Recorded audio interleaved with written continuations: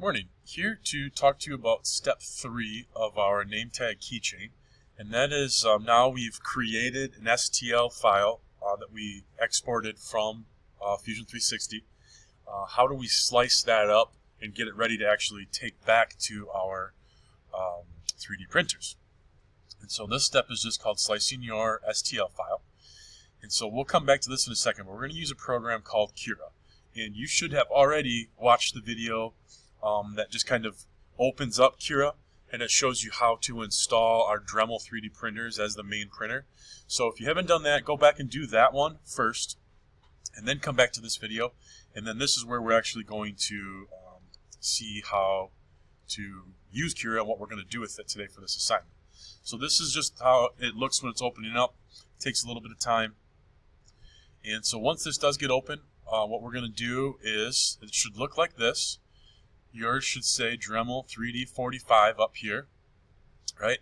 Maybe the settings look a little bit different. Maybe yours looks like this. I can't remember for sure. Or maybe it just looks simple like this. Don't sweat it. We can expand all this stuff as we go. Just as a little refresher, I can't remember if we talked about this in the other Cura video. Navigating, if I left click, which is your normal mouse button, and drag, nothing really happens. If I right click, holding it down and move my mouse, it spins the build plate that is for our 3D printers. And then zooming in on the scroll wheel, zooming out, right? And if you push in on your scroll wheel and drag and move, it then pans, it slides it around so that you can kind of navigate this, all right? All right, then we're going to go to this folder right here. And you can drag and drop like the video talks about, that's fine. What I'm going to do though is go up to downloads. That's where I saved my keychain thing. That's my STL right there. And I would really recommend at this point to start saving things with your name in it. Otherwise, it's going to be weird, okay? So, yours might need to be moved around. I drew mine top down. Everything worked really good. If you need to spin it, you can go down here to rotate. This gives you a chance to move it around on the build plate. So if I drag the green arrow, it goes up and down, back and forth, take it up, and that it doesn't want to even let me take it off the build plate, right? And so right now, if you look at this, and I'm going to hit the right mouse and kind of navigate around, what you want to see is this all blue right here. That's where it's going to adhere to the build plate, and we want that touching. So that's good there. If you went to this, it allows you to actually scale your 3D print within the slicer. We don't want to do that though because we drew everything the way we want it to be. It does give you a nice idea of scale though, right? This is for if we needed to rotate it, if we want to print it upside down, sideways, all that kind of stuff. You can do that here. What does this do? You can mirror it, you can flip it, all sorts of stuff like that. This gets into mesh stuff, which is a little complicated for now, so we're not going to mess with all that. It's for me, it came in just the way I wanted. If you need help with that, all you got to do is raise your hand and come talk to me, and I'll help you get it the way we need it to be. So there's my keychain. I'm going to leave it in the middle. It's already on the build plate, which is what we need. We don't want it floating in the air. That's going to mess the 3D printer up. So now what do we do from here? What we're going to do now is we need to slice it. So this is just how the STL came in. And we're up here, we're going to drop this down, and we're going to take a look at some things, okay? So first, this is kind of then the quick way to do it. You can go any of these that you want. What I'm going to recommend is that we go medium quality, okay? Some of yours, remember in the video it talked about supports. What supports are is if there was an area, let's say that this was flat right here, all the way across the bottom of this A, and I wanted to print that solid right there but not underneath it. By clicking supports, it's going to build some supports under there that will allow that to print, okay? So if you need that, you might want to do that. I'm going to check adhesion as well to kind of make sure this sticks down good. And then you can adjust your infill while still staying in medium quality. So let's slide that down so that it's on 20. We're going to print at 20. And we're going to look at a couple other things. So from here, medium quality, 20, got that checked. We're going to then click custom. And then we kind of really get to see some things. So our layer height's 0.2. It's already set by the medium quality. That's good. The wall thickness is at 3. We're going to leave that alone. and this top bottom thickness. If yours is not 3, if this is like 5 or something different, or 1, let's change the top and bottom layers to 3, like mine is, okay?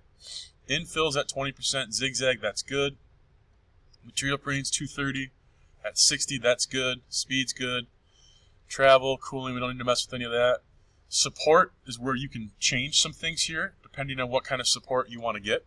Mine, the way that this is set up, I don't really need any, what do I want to say? I don't need any, I want to get that right on the model. There we go.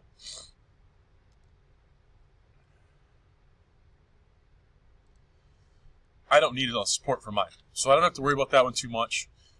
Build plate adhesion, brim, I don't want that. I only want skirt around it, okay? And so that's what I'm going to change that to for the adhesion. And other than that, I am all set. All right, those are my only settings. All right, so we are good with that. Now we're going to go down here and we're going to click slice. And this might take a second. So with those settings, it's going to take this model 39 minutes to print approximately. Okay, it's going to use 6 grams of our filament, which we're going to be using PLA. This is already set up here. You could change this if you want. We want this at PLA though. Just generic PLA is good there. Oh, and 1.98 meters of the string, which isn't that much actually. So this is great. If your number is big, if it's bigger than an hour, 2 hours, come talk to me. We got to see what's going on. That's not right. If this is under 5 minutes, that's also not right. That's not going to end up good for you. Okay.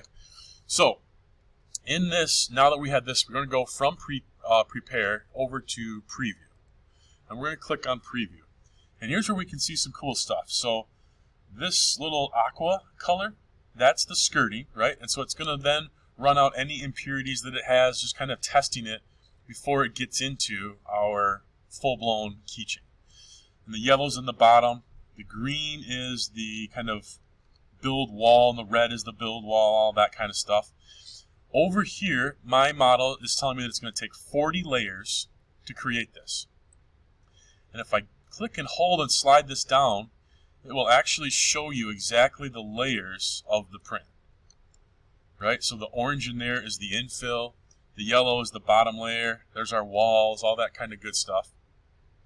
So it's kind of cool. You can see each layer, and then if you want to preview how each layer prints, you can actually go down here and hit play. It'll show you exactly how it's going to do each layer. Right? And that's a little slow. We don't need to do all that. But it's kind of cool if you want to do that. So, all that's there if you want to check it out. You don't really need to, but it's there if you need to. Our next step then is to hit Save to Disk. Right? And so now what it's going to do is it's going to pop up this window. I think it's going to pop up this window for you, asking you how it wants to save it. Maybe it just boots this automatically to downloads for you. I'm not sure. But I'm going to put mine in downloads. And at this point, we have to make sure that our name is in here in this. Otherwise, it's going to be hard to find. So I'm actually going to get rid of it back there. And I'm going to put it at the beginning. Because when you go to use the printer, you're going to want to be able to see your name. So I'm going to save it just like that. All right, so there I now have the, if we go back and look at our assignment, number 2, the second part says I need to have this G3DREM file created from Cura. That's what I just did. But it also says we want to have a screenshot of our keychain in Cura. So let's just go back and we can leave it just like this. And we're going to open up the slicing and we're going to take a screenshot of this just like this and attach that to the assignment as well. And that's really all there is for this assignment. Those 2 things attached. So a screenshot of your keychain in Cura, just like this would be fine. And then you could zoom in if you want to get super close. Doesn't really matter to me.